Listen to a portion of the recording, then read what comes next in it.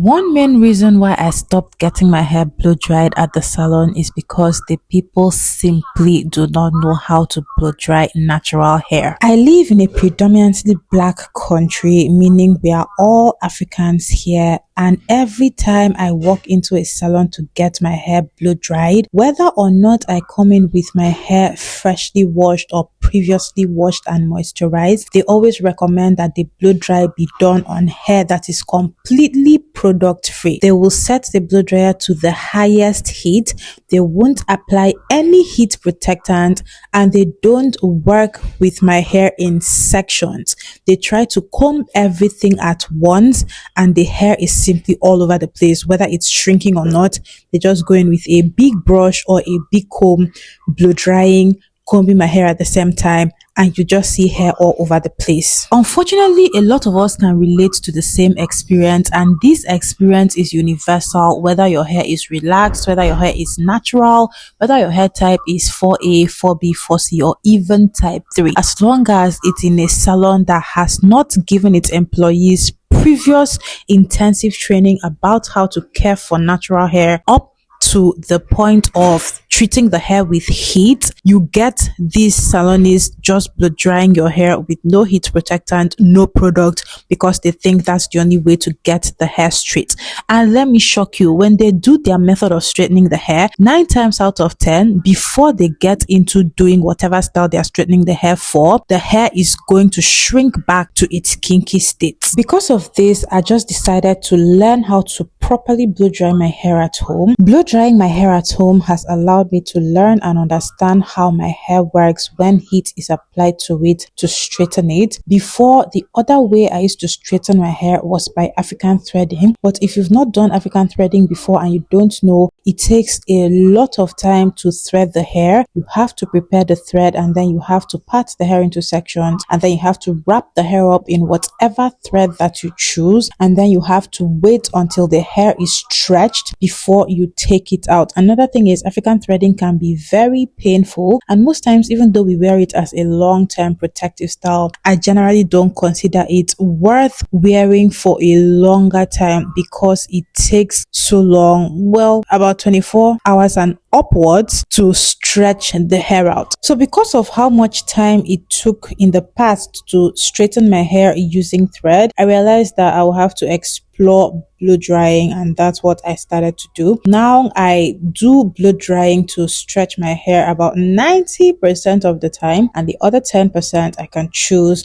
to allow the hair to air dry. I already know that allowing my hair to air dry means I'm going to spend more time waiting for the hair to dry, because my hair also takes about 24 hours to completely air dry. Now, when I was about to blow dry my hair for this session here, the hair was not wet because I washed the hair the previous day and then blow dried on the next day, which is this day, but it was about 70% dry. There was still some dampness there. What I like about this blow drying session is that where in the previous sessions I would take longer to blow dry all the hair because it was wet, and it takes longer to blow dry from wet hair to dry hair. Because the hair was already 70% dry here, I spent less time. But this is still about leaving the hair to air dry. Allowing hair to air dry means you're just going to spend more time. And when I used to allow my hair to air dry, I observed that my hair used to have a damp smell. That was when I used to struggle with itchy scalp more. The hair used to shrink more, and I generally didn't really like the way that my hair felt when I left it to air dry. That's one of the reasons I'm so okay with blow drying. And I used to think that blow drying the hair was so damaging because of the heat from the blow dryer. But what I learned to do is work with my hair with the heat. So instead of just blow drying anyhow, I learned to actually understand how my hair likes to be blow dried, how many sections I should do, what heat protectants to apply, and so on and so forth. My blow dry process is very simple. After I wash my hair and moisturize it, I do the blow dry. So I work in sections because it's easy easier. I can see here I'm loosening this section. I gently separate the section to remove any tangles, then using the tension method, which means I stretch out the section with my hand and pass the blow dryer over multiple times. This is the method that stretches the hair. Once I do this for enough passes, I apply a few drops of hair oil. This time I'm using my Ayurvedic hair oil that I made at home. I just pass that over and gloss it over my hair for extra shine and to further fortify my hair strands. Then I do a few more passes of the blow dryer and I twist the section into rope twist to preserve the stretch while I work on the other section. Very simple, very straightforward, very